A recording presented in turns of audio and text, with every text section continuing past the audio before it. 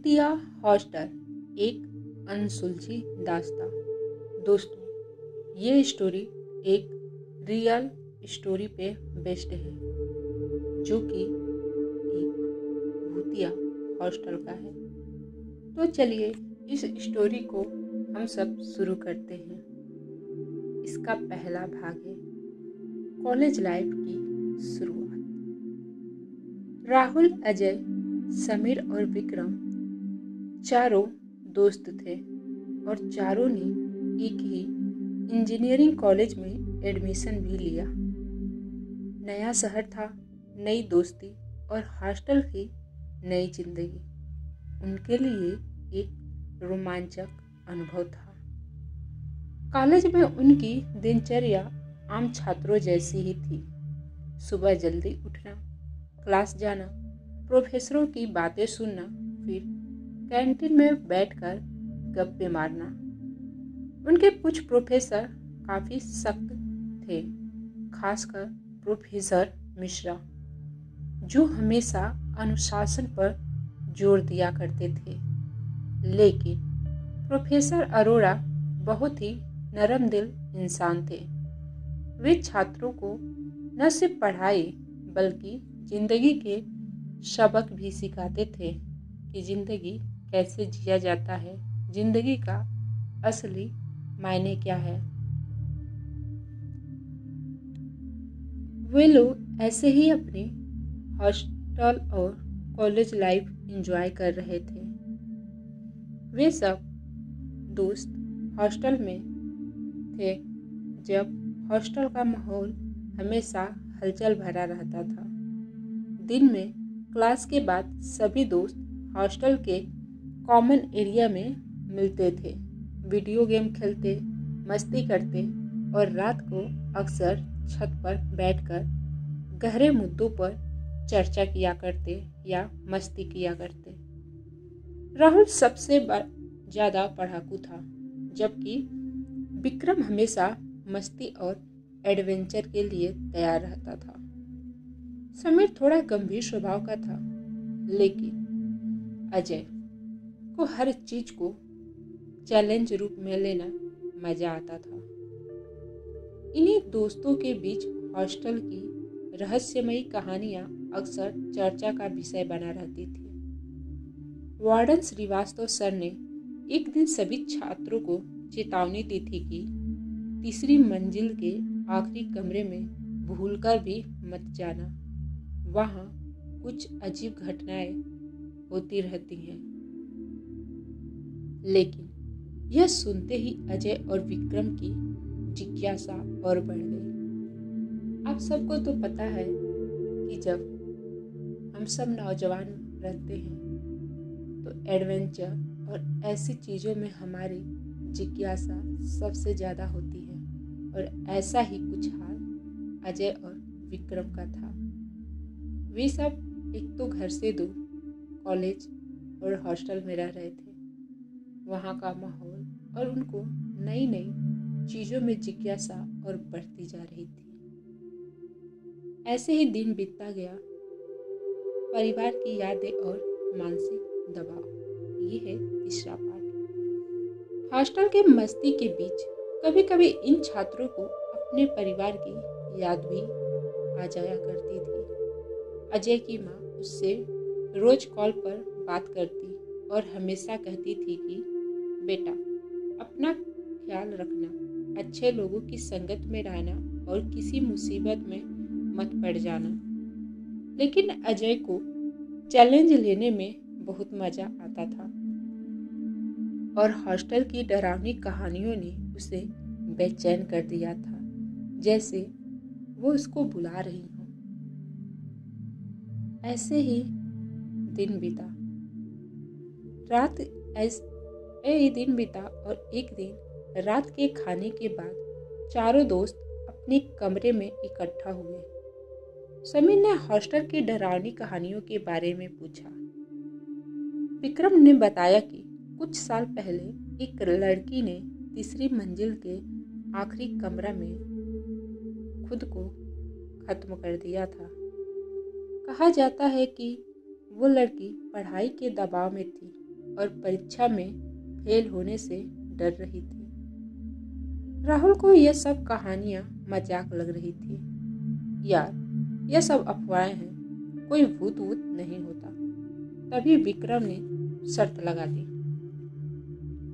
अगर कोई उस कमरे में जाकर एक रात बिता ले तो मैं उसे 2000 रुपये दूंगा। अजय को चैलेंज पसंद था। उसने तुरंत कहा, मैं जाऊंगा अकेले और पूरी रात वहां बिताऊंगा। वो सब कहते हैं ठीक है। रात के 12 बजे उन्होंने अजय को तीसरी मंजिल के आखिरी कमरे की तरफ भेज दिया। दरवाजे पर जंग लगी हुई थी और कमरे के अंदर जाने से पहले ही उसे अजीब सी ठंड महसूस होने लगी। उसने धीरे से दरवाजा को खोला। कमरा बिल्कुल वीरान था।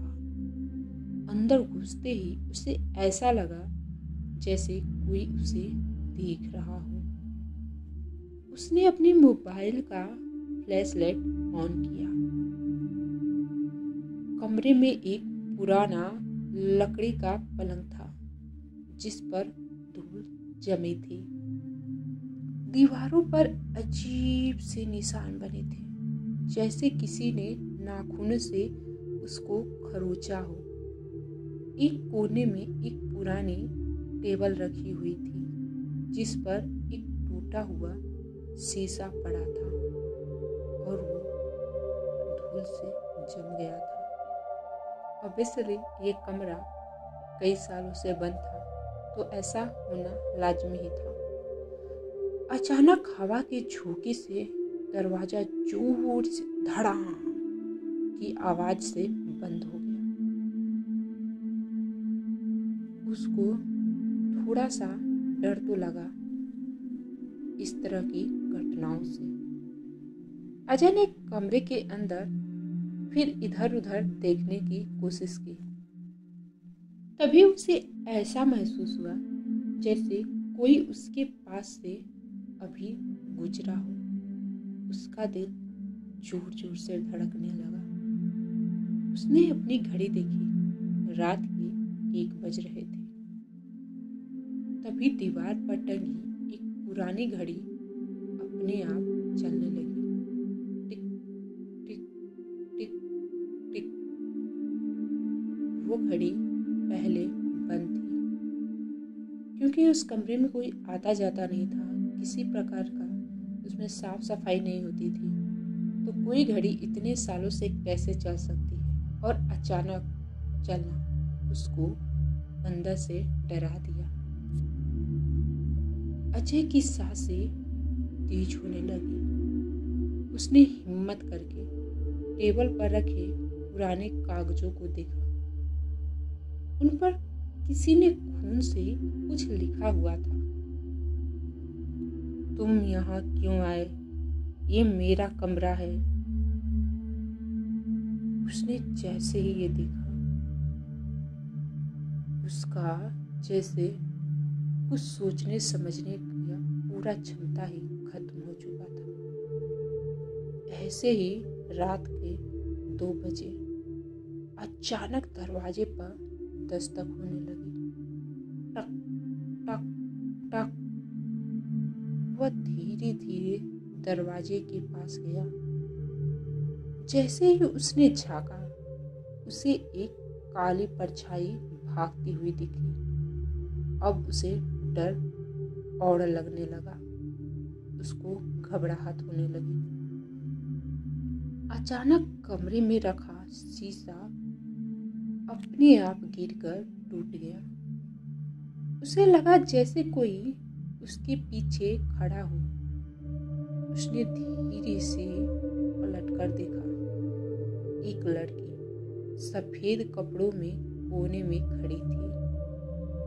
उसके लंबे बालों से उसका पूरा चेहरा ढका हुआ था। अजय ने चीख कर दरवाजा खोलने की कोशिश की, लेकिन दरवाजा अंदर से लॉक हो गया था। खुद ब खुद लड़की की आंखें अचानक लाल हो गई और वह धीरे धीरे अजय की तरफ बढ़ने लगी। अजय की सांसें तेज होती जा रही थी। उसने जोर से चिल्लाया, मुझे जाने दो। तभी दरवाजे पर जोर जोर से किसी ने दस्तक दी। वह थे उसके दोस्त राहुल, समीर और विक्रम। वे अजय को बचाने के लिए आए थे। शायद उन्होंने उसकी चीख सुन ली थी या शायद वो दरवाजे के बाहर ही खड़े थे। जब दरवाजा खुला तो कमरे में कोई नहीं था, लेकिन अजय वहीं पर बेहोश पड़ा हुआ था। वे सब ये देखकर घबरा जाते हैं कि क्या होगा। फिर वो आनन फानन में उसको होश में लाने की कोशिश करते हैं, लेकिन अजय को होश नहीं आता। फिर वो उसको हॉस्पिटल लेकर जाते हैं। जब हॉस्पिटल में उसको होश आता है तब अजय ने पूरी कहानी उनको सुना दी। प्रोफेसर अरोड़ा ने समझाया, निधि सिर्फ एक आत्मा नहीं थी, वह उन तमाम छात्रों का प्रतीक थी जो डिप्रेशन और अकेलेपन से जूझते हैं। हमें अपने दोस्तों और परिवार से जुड़कर रहना चाहिए। उस घटना के बाद अजय और उसके दोस्त मानसिक स्वास्थ्य के प्रति जागरूकता फैलाने लगे। उन्होंने सीखा कि डर और अकेलापन दोनों को साझा करना बहुत जरूरी है। कभी कभी डर सिर्फ हमारे दिमाग में होता है, लेकिन कुछ डर असली भी हो सकते हैं। तो आप सबको क्या लगता है कि निधि को ऐसे अपनी जिंदगी को खत्म करना चाहिए था? हाँ, जब हमें अकेलापन महसूस हो तो हमें किसी न किसी से बात कर लेना चाहिए। कोई भी बात इतनी बड़ी नहीं होती कि वो हमारे लाइफ से बड़ी हो। उन लोगों का कहना है कि आज भी उसकी स्पिरिट जो है वहाँ पर मौजूद है और उस रूम को लॉक करके ही रखा जाता है।